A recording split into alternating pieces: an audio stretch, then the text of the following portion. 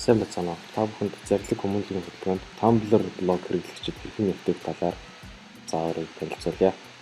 За энэ өдрөнд зарлиг хөтөлбөрөнд нэвтэрч авах хэрэгтэй. Нэвтэрч авах гэсэн дээр дараад өөрийн бүтүүлсэн аккаунтаараа нэвтэрч орох байгаа.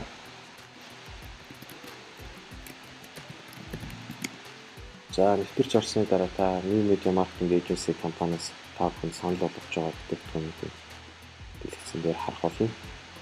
За энэ дээр бүтээгдэхүүнээс зарлиг гэсэн бүтээгдэхүүнээ сонгоод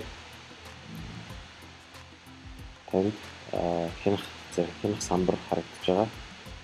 За эндээс та бүхэн статистикийн мэдээллүүдээс харах боломжтой. За эндээс хүрэх гэсэн дээр дараад энд өөрийнхөө блогийг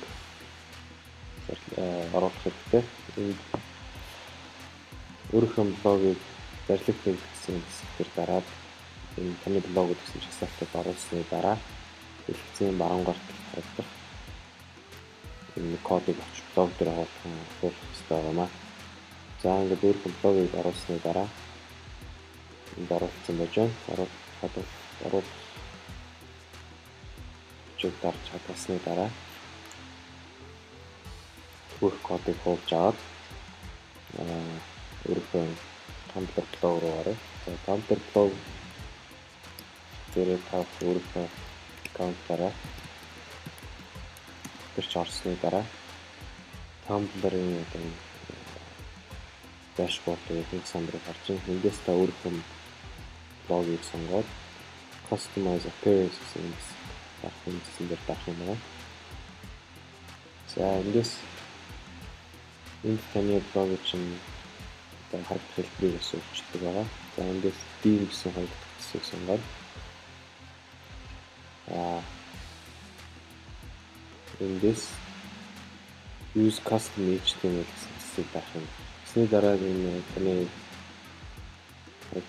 Theme чинь HTML код нь харагдаж байна. За энэ дээр бид нэр өөрийнхөө кодыг батлах хэрэгтэй. Тухайн таны темплейтийн онцлогоос хамааран хаана батлах гэсэн шийднэ. Бидний тохиол одоо энэ баруун гарт харагдаж байгаа Blog Tools гэсэн хэсгийн бодлолт одоо зарлигийн банд өгье. За үүний тулд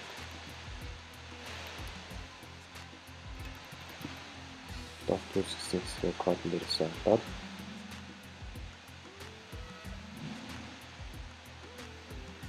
тэрний доор түрүүн тавьчихсан зарлигийн банерын кодыг байрлуулна. За ингээд байрлуулсны дараа хадгалах гэсэн хэсгийг дараа нэвтэрч орё.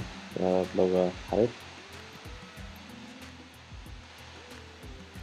За энэ таны түрүүний оруулсан код одоо зарлиг байна гэсэн харагдаж байна. Анхаарал тавьсанд баярлалаа.